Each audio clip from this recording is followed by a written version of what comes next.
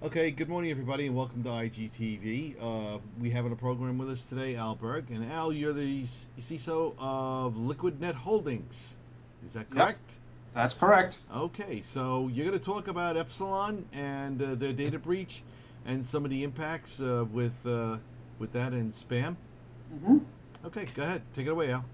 Well, I mean, the Epsilon data breach has really hit the news in the past couple of weeks. It's probably one of the largest data breaches that we've seen in a while. The interesting thing about it is it wasn't a breach of credit card numbers or personal data. All it was a breach of email addresses. So you might think, big deal. Why should we care about that? I mean, we already get tons of spam from various people selling us all sorts of interesting products. Um, so why do we care about yet more spam coming in? The answer is that the breach affected data from a number of really ubiquitous companies and important companies. Companies like Citibank, JP Morgan, Target, Verizon, Best Buy, LL Bean, and TD Ameritrade, just to name a few. And what this will allow spammers to do is to be much more selective about who they spam with what message and make those messages much more believable and better at fooling the recipient. So, for example, you're probably if you're like me, you've probably gotten a whole bunch of emails from various that purport to be from various banks saying, oh, your account details need to be updated.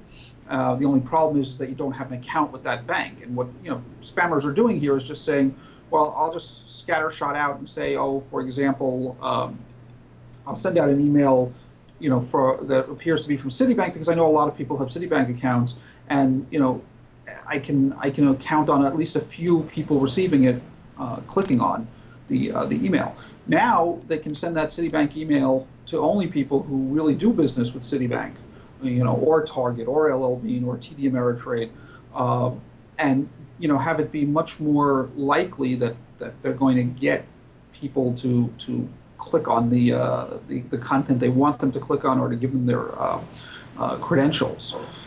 And this has implications not only for personal information but also corporate information, because more and more of the the, the attacks making the news are based on malware and phishing and spear phishing, rather than sort of the traditional, I'm going to break into your system via the firewall or via your web server. And the reason is pretty simple, is that it's easier. I mean, why do all this work when you can get the user to do the work for you? And in fact, it appears that the attack that resulted in the email addresses being disclosed was a two-layer phishing attack. And again, this is not confirmed at this point, but what we're hearing is that there was another service provider called Return Path, which provides monitoring of email campaigns. So this way, you could tell, let's say you're somebody like Epsilon, and you need to monitor how many of your emails are getting through and what the responses are. They provide some subcontracted services to allow you to do that. So apparently, Return Path, a few months ago, was the victim of a spear phishing attack, in which a mailing list with the names and email addresses of technical contacts at their customers, including Epsilon, was stolen. And then the attackers then took that information and spearphished Epsilon in order to get malware onto their machines, take files, put it on keyloggers, things like that. So it was, again, the same type of attack that the attackers want to put against the rest of the world. So I think, in fact, I know, because from our experience here, we're already seeing the effects of this attack. Here at LiquidNet, I've been getting, more and more forwarded emails from people, with pretty well done phishing attempts, and for companies that they do business with and companies that also were on the list of victims of this breach. So somebody is actually using this data, and they're trying to take advantage of it, while they can. Yeah, we've seen a lot of the emails from the companies affected by this as well. Everybody sort of apologizing and blaming Epsilon at the same time. And I think this is going to be yet another sort of uptick in this type of attack. So I wanted to share with you a couple of resources you can use to sort of deal with this. What I see here, we've done a lot of awareness saying, listen, if you've gotten an email with a strange attachment or a strange link, and it doesn't seem right to you, please send it to us and let's take a look at it. We actually have a mailbox that people can send it to. And it's then the next question is, what do you do with it? So we've come up with a few resources that we found that help us deal with that. So I'm going to try and share my screen here for a moment. I'm going to select. Bear with me a second. I'm not sure if you're seeing. Joe, are you seeing the screen on there? Not yet. Try it again. I know there's a couple of clicks you got to go through. Show selected window. There you go. All right. So the first thing that we found was this site called VirusTotal, which is really an excellent site. It allows you to run files through a whole range of antivirus programs. I think there's about 42 of them, so that you can see that, say you're using vendor A's antivirus, you can see if the file was detected as a virus by or malware by any other program. So if I say here, choose file, and I have here in my bad stuff folder. Let's see if this one. So I'm uploading a file. And this I already had submitted this file. What VirusTotal does is it keeps an MD5 hash of all the files that have been submitted, so that if somebody submits the same file again, it doesn't have to reanalyze it. So I'm just going to view the last report. And you can see here that when this file was run through antivirus software from a lot of vendors, some of whom I've never heard of, but you have all the big ones here as well, that it was found to be, malware by a number of them. In fact, only 18 of the antivirus programs detected this as malware, while a lot of others do not. And some of the some of the names of the ones that do not are some of the larger names that might be installed on your system. So this is a really good way to see if you're dealing with something that might be detectable by some antivirus programs, but not by others. You can also submit a URL and actually have a URL analyzed. This is actually really good because then you don't have to download the a file, and you don't have to really deal with it. Just send the URL to VirusTotal. So I mean, this has been really useful for us. This is a really good resource. Another site that's been very useful is something called Wepawet. This is from the UC SB Computer Security Lab. That's University of California, I think San Bernardino. And this site focuses on PDF and Flash and JavaScript files. And again, you can have a URL or you can upload a file. So again, if I upload a file, this one I don't have a bad PDF, so I'm just going to upload a regular PDF so you can get an idea of the kind of output.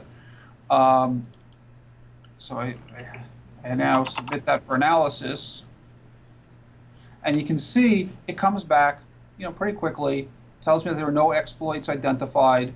There's no shell code, no ActiveX controls, that it doesn't try to write anything. It runs in this little sandbox. So again, this is a nice way to deal with these files without having to have a system in your office that sort of a victim system to put these on. And again, there's no guarantees here. This is the WebOet and all these other systems know about certain exploits. They don't know about others, so you shouldn't assume that because it was clean here that it's totally clean. I would say if you're going to do further analysis of these files, you do it on an isolated system. Another site for PDFs is called pdfexaminer.com. And again, you can do a URL or a PDF file. I'm going to send that same file up again. This one's a little bit, it's not as easy to use as WebOet. And I'll show you why. So you say analyze. And what happens is that it sort of takes apart the PDF file and analyzes it and tells you all sorts of things. And you can then go into each of these objects that are green. These are parts of the PDF that might have exploits in them. You can then say, okay, are there exploits here? None. None here, and none here. And and you can also use this if you if you're a PDF file expert. You can look at all sorts of interesting technical information about the file. But typically, what I'll do is I'll submit a PDF both to this and to WebOet, figuring that maybe one will catch something that the other does not. When you get executable files, and that does still happen. I mean, I think for a lot of companies, this is executable files are not as much of an issue anymore because they're being blocked at the spam filters. So people never see them. But in the event you end up with one, Komodo, of the sort of we got hacked fame, but it actually wasn't them. It was their registration authority, partners. But they actually have a very nice automated analysis system where you can choose a file, and I'm going to go here to where's my bad stuff, and I'll send them bad and agree with their terms and conditions, and it's now analyzing the file.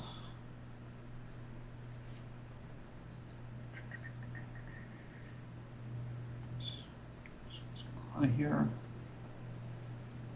It's called instant malware analysis. There we go. Well, that's interesting. That didn't work on this one. Okay, they must be having some sort of problem today because it's showing that this is not an executable file, which it is.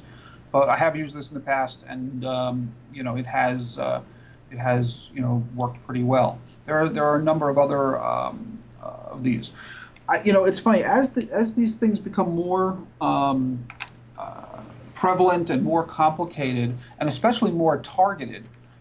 You may want to have your own ability to analyze these files in-house, because if somebody's attacking you specifically, you can get a lot of forensic information by seeing what the malware does. There's an open source project called Cuckoo, because there also are some other commercial products, but there is one called Cuckoo, which allows you to set up a system that executes malware and sort of keeps track of what it's doing. And the way it works is that you set up a Linux machine that runs the Cuckoo scripts, and then on there you set up one or more virtual PCs, in this case running XP, and there's there's sort of an interface where you say, okay, I'm going to take this piece of malware, it's web-based, you upload the piece of malware to your Cuckoo server, it then executes it on the XP and then tells you all sorts of stuff like, what network connections did it try to make, what files did it try to write or change, what registry keys did it change, what network traffic did it send and receive. And then, this way you get this full report, and it's done in a virtual environment which gets reset at the end. so that you don't have to damage anything. We've started playing with this a little bit in-house, and I'm actually working with the writer of this to see if we can get this to work with Windows 7 as well. There's another one. The last one that I'll show you is it's a commercial product called Sandboxy. It's a very low cost product, so it's nice. And then this is sort of a little bit like Cuckoo, except what it does is it runs on Windows and it allows you to run a any program, whether it's a web browser or Adobe Reader or whatever, in an isolated space, as they put here, and then see what the program's trying to do. Now, the thing to be careful about with these types of programs is that some of the better malware writers are writing their software to see, to sort of to check to see if they're being run in a virtual machine, and if it's being run in a virtual machine, it won't execute. So that because they know that people use virtual machines to do a lot of this type of analysis. So there's in the end, there's really no substitute for running on a non-network connected sort of sacrificial machine. But these are things that you can try with with some malware. So I think we're going to see a lot more of corporations doing malware analysis, because it's really becoming the main way that people are making these attacks. And this, I think that forensic malware analysis is one of these skills that is going to become more and more required of security professionals as time goes on. Well, I'd say that was a pretty healthy dose there, and some pretty cool tools you showed us there as well, Al. I mean, thanks for that. Yeah, it's really there's a nice community out there that's making tools, and let's take advantage of them. Yeah, and as you rightly pointed out, not everything costs a ton of money either. Some of that is absolutely free and Yep. available. And as you've been going along, Phil has been posting to the chat, so people will have some nice resources to take a look at later on, and go back to that and kind of do some research and see if it fits their enterprise. Right. Okay. Well, listen, thanks. Appreciate you coming on. We know you get a busy schedule, and we look forward to seeing you next week. All right. Take care. All right. Bye now. Bye. Okay. So